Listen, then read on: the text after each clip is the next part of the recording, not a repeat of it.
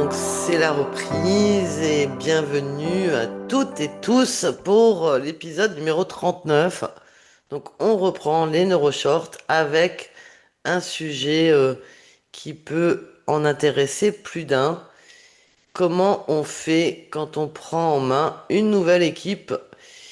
Et donc ce dont on va parler pendant ce neuroshort, c'est comment faire pour diriger une nouvelle équipe. Donc je vous invite à vous abonner, à partager, à mettre un petit pouce, tout ce que vous savez faire sur YouTube. Donc on se dit, bah, quand on est une nouvelle équipe, bah, il faut montrer tout de suite qu'on va diriger d'emblée, hein. Et puis on se répète tout de suite, il faut prendre la main, il faut donner le là, il faut montrer qui décide, il faut imposer son cap. Et moi je challenge un petit peu cette idée parce que je me pose la question et j'aimerais qu'on puisse en discuter avec les personnes qui sont en live. Est-ce que c'est vraiment une affaire d'autorité?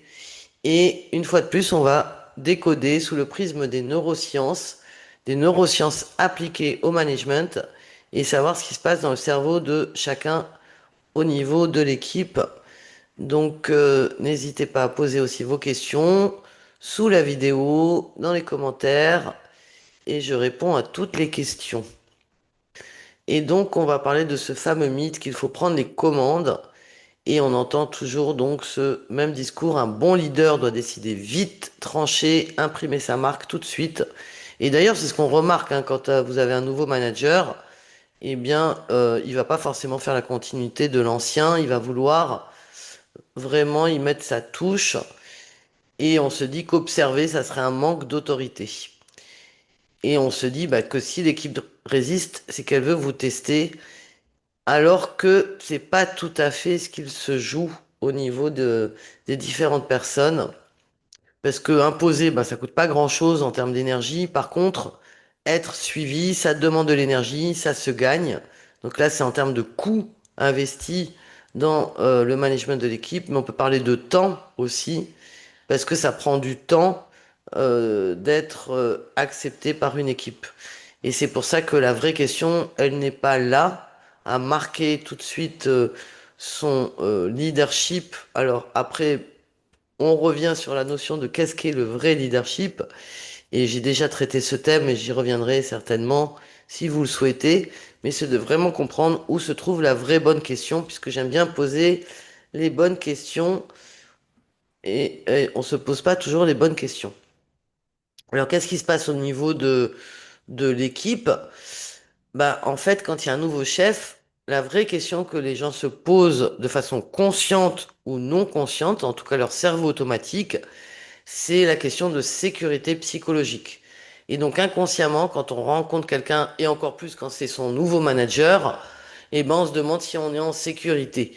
Donc en fait, on est de l'autre côté, hein, donc le membre de l'équipe, lui, il va avoir son système en alerte, donc c'est l'amygdale qui va se déclencher dans le cerveau limbique, et donc on va être vraiment dans la recherche de sécurité et on est plutôt en protection qu'en innovation. Donc en fait, quand on voit qu'une nouvelle équipe va résister, c'est pas une question de motivation, c'est vraiment une question de protection. Et c'est là où la notion de sécurité psychologique rentre en jeu. On parle de psychological safety en anglais. Et donc le cerveau, il fait ce qu'il sait faire. Le système 1, ce qu'il veut, c'est se protéger. Et ça, souvent, bah, les managers, quand ils prennent en main une nouvelle équipe, ils ne s'en rendent pas forcément compte. Et c'est pour ça que l'observation et la compréhension de ce qui se passe dans le cerveau est vraiment très utile, parce que ça vous donne une vraie valeur en tant que manager de prendre en compte, alors je vous dis pas d'être coach ou psychologue, mais au moins d'avoir ces bases pour comprendre ce qui se passe dans le système 1 de votre équipe. Excusez-moi, j'ai encore des réminiscences d'une petite bronchite. Donc le piège, c'est quoi le piège? Bah, c'est que on déclenche des réflexes, donc c'est le code social, hein, mais ça peut aggraver la situation de vouloir prendre la main trop vite parce que ça va générer des résistances. Donc ce que nous, en tant que manager, quand on prend une nouvelle équipe, on pense que ce sont des résistances, C'est qu'en fait, c'est une question de sécurité psychologique. Quand on juge trop tôt, on ferme le dialogue. Et pareil, le système 1, il a besoin de juger. Donc, je vous ramène au neuroshort sur les biais cognitifs. Et on a besoin, en fait, de juger pour se positionner au niveau social. Puisqu'une fois de plus, le cerveau, il va vous chercher votre protection. Et on va donc ignorer certains non-dits, des dynamiques invisibles. Et comme disait Patrick Drucker, donc un grand consultant du management dans les années 80-90, c'est le plus important en communication, c'est d'entendre ce qui n'est pas dit. Mais le Petit Prince aussi le disait également, donc c'est vraiment important de savoir avoir déjà envie d'aller décoder les signaux non verbaux et de vouloir écouter, observer autrement. Et on n'écoute pas que avec les oreilles, on écoute aussi avec nos cinq sens. Donc la vraie question, c'est de ne pas s'imposer, mais de vraiment rejoindre l'équipe. C'est-à-dire que vous arrivez dans une nouvelle équipe, vous rejoignez une nouvelle équipe. Et ne pas confondre entre diriger et être suivi. Et c'est ce qu'on propose en fait dans nos parcours clé émotion, mais aussi dans les protocoles. Donc voilà, moi je vous invite vraiment à développer un mode d'observation différent, de pas être uniquement dans ce que vous voyez ou ce que vous écoutez, mais d'avoir envie de comprendre les dynamiques invisibles. Et donc la vraie question, c'est est-ce que je dois imposer mon style ou rejoindre une équipe? Et souvent, c'est vrai qu'on se dit que rejoindre une équipe, d'écouter les autres, d'observer, dans l'image sociale, on dit que c'est un signe de faiblesse, mais je pense que c'est vraiment un gain de temps à long terme, parce qu'on peut soit imposer, prendre le contrôle, cadrer, trancher, et effectivement, bah, en face de soi, on va avoir des gens qui vont obéir, mais on va avoir des signaux de résistance qui vont revenir. Et rejoindre une équipe, bah, il faut en créer les conditions. Donc d'être dans une écoute véritable, de prendre conscience du besoin de sécurité psychologique, de comprendre les rôles qui sont visibles, mais aussi les rôles invisibles, parce que vous avez l'organigramme, mais vous avez aussi les jeux de pouvoir qui sont cachés. Et donc c'est toujours intéressant, on dit toujours que les bruits de couloir sont inversement proportionnels euh, à la communication officielle. Donc, en fonction de la culture de l'entreprise, comprendre aussi quelles sont les modalités de communication interne. Est-ce qu'on est dans une communication plutôt authentique ou bien une communication plutôt dirigiste où on ne dit pas les choses et tout se passe à la machine à café en fait. Et donc, c'est à vous de comprendre ce que vous voulez transmettre et de comprendre que entre ce que vous voulez transmettre et ce que l'équipe perçoit, bah, il y a un gap, il y a un décalage. Donc, avant de chercher à diriger, c'est vraiment chercher à rejoindre et à s'aligner avec sa nouvelle équipe. Et là, je vous invite à faire ce petit schéma quand vous allez diriger une nouvelle équipe, c'est d'aller comprendre comment mettre en place cette fameuse sécurité psychologique. Est-ce que l'équipe ose parler? Parce que des fois, bah, on pose des questions, bah, personne ne répond. Donc personne ne répond parce qu'on a peur de dire ce qu'on pense en fait. Donc le niveau de sécurité est très élevé. Donc au lieu de demander aux gens de parler, proposez-leur de poser des questions. Parce que si personne n'osera dire vraiment ce qu'il pense. Mais si vous ouvrez la possibilité aux questions, là les gens vont se sentir moins jugés. Ok, donc le questionnement, c'est vraiment la question, c'est vraiment l'approche clé. Euh, Posez-leur des questions sur leur rôle. Posez-leur des questions sur comment ils voient la projection de l'équipe à 3, 6 mois, 1 an. Et si l'équipe se tait, si elle se protège et que vous sentez que vous prenez en main trop rapidement, c'est presque un signal en fait d'une sécurité psychologique parce que l'équipe se sent menacée et donc vous sentez qu'il y a des non-dits, qu'il y a des dynamiques qui sont ignorées. Donc prenez vraiment conscience de tous ces signaux non-verbaux qui sont vraiment importants à décoder. En fait, dites-vous que quand vous arrivez sur une nouvelle équipe, vous arrivez jamais sur une page toute blanche. Donc ça, c'est un schéma que j'utilise beaucoup pour expliquer la dynamique socio-organisationnelle. Donc la personne fait partie d'une équipe, d'un service, d'une entreprise, d'un écosystème global et de l'environnement global.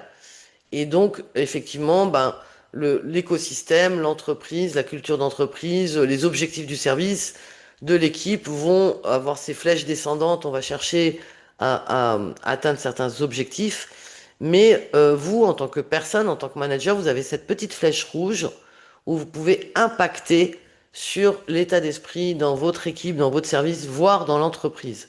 Et on connaît tous beaucoup de personnes qui ont su impacter jusqu'à l'environnement global, que ça soit des Steve Jobs, des Gandhi, enfin des personnes qui ont vraiment impacté sur un environnement global. Donc en fait, quand vous rejoignez une équipe, mais elle a déjà une histoire. C'est comme si vous preniez un train en marche et donc vous ne pouvez pas décider de donner votre tempo, votre là de par vous-même parce qu'il y a toute une histoire à comprendre. Et c'est pour ça aussi que dans ce schéma, on voit le passé à gauche et le futur à droite. Et que, en fait, vous prenez ce train en marche. Et donc, l'idée, c'est de comprendre cette mémoire du passé que vous rejoignez pour créer une nouvelle mémoire du futur. Ce qu'on appelle la mémoire du futur en neurosciences, c'est comment on construit la projection, l'anticipation de l'équipe. Et donc, moi, je vous invite à suivre trois étapes. Si vous êtes dans ce cas de figure, c'est déjà d'observer vraiment la dynamique, de comprendre la cartographie visible et non visible de votre équipe avec les tensions, les dynamiques, d'installer une sécurité psychologique pour leur montrer de façon concrète que on peut vous parler sans risque, donc sans peur du jugement, et aller vers une co-construction de la vision partagée pour engager l'équipe vers un futur, cette mémoire du futur que vous voulez construire avec l'équipe. Donc on ne dirige pas une équipe dès le premier jour, mais on gagne ce droit de pouvoir la diriger vers un cap. Et j'aime bien l'image du bateau, hein, c'est vraiment d'amener cette équipe. Donc chaque personne sur le bateau a une histoire différente, des compétences différentes, et vous êtes le capitaine. Comment vous allez les amener vers ce cap? Et donc, pour créer les conditions, c'est pas la peine de vouloir chercher à tout cadrer dès le premier jour. Donc, développer cette écoute réelle où l'équipe va oser s'exprimer, d'identifier les vrais talents visibles et non visibles, mais surtout mobilisables, de comprendre les alliances, donc qui s'entendent bien avec qui et qui ne s'entendent pas bien avec qui, donc les jeux de pouvoir, et donnez-vous du temps d'observation toujours, donc ne cherchez pas à aller trop vite parce que le premier réflexe du système 1, du cerveau, ça va être la protection et c'est tout à fait normal. Et vous, votre objectif, c'est d'amener cette équipe vers une mission conjointe, un but conjoint en prenant en compte les différents talents, les différentes expertises et les différents freins également. Alors une fois de plus, tout dépend de la taille de l'équipe, mais le temps d'observation va vous faire gagner, vous pensez perdre du temps, mais en fait vous allez en gagner dans la durée. Donc en conclusion, j'aime bien partager une citation. Donc une nouvelle équipe, ce n'est pas une affaire d'autorité, c'est d'abord une affaire de sécurité psychologique, et on ne dirige pas une équipe le premier jour, on gagne le droit de la diriger. Voilà, donc en conclusion de ce NeuroShort, et pour ceux qui veulent aller plus loin, bah, vous pouvez me contacter en message privé. Je peux partager avec vous la façon dont j'accompagne cette sécurité psychologique vers un but conjoint et la performance d'un service, d'un département, mais tout en prenant en compte le facteur humain grâce aux neurosciences. Et puis vous, en tant que manager, c'est vraiment comment construire cette confiance pour créer le vrai leadership et donner envie à votre équipe de vous suivre. Voilà, donc c'était ce que je voulais vous partager ce soir et mercredi prochain, on va parler de rentrée, hein, bien sûr, puisqu'on reprend le rythme. Et la question, est-ce que la rentrée, c'est vraiment juste reprendre le rythme ou pas? Donc, connectez-vous, inscrivez-vous. Vous pouvez vous abonner au NeuroShort, comme ça vous recevez les informations de façon automatique, ou vous inscrire au cas par cas. C'est votre libre arbitre. Vous pouvez vous abonner à la chaîne YouTube pour avoir toutes les notifications des nouvelles vidéos. Et tout de suite après, je vous propose de découvrir donc le parcours Clémotion, puisque j'anime une masterclass sur le parcours Clémotion. Et comme d'habitude, moi, je vous propose de découvrir les protocoles Clémotion. Et ce soir, bien évidemment, je pense qu'on peut parler du protocole sur les conflits et les tensions relationnelles. Vous avez la possibilité d'avoir un protocole au choix à 119 € au lieu de 259, de prendre un pack de 3 protocoles ou carrément le pack complet. Mais à ce moment-là, venez plutôt découvrir le parcours complet Clémotion qui va vous donner des outils, des méthodes pour utiliser les neurosciences de façon appliquée au management, mieux comprendre comment vous fonctionnez, comment vous prenez des décisions et comment animer un collectif. Voilà, bah écoutez, je vous remercie. Je vais maintenant arrêter le partage et l'enregistrement pour répondre aux questions en live. Et je vous dis à la semaine prochaine, mercredi prochain, pour préparer la rentrée de façon convenable avec les clés des neurosciences. Merci à tous et à toutes.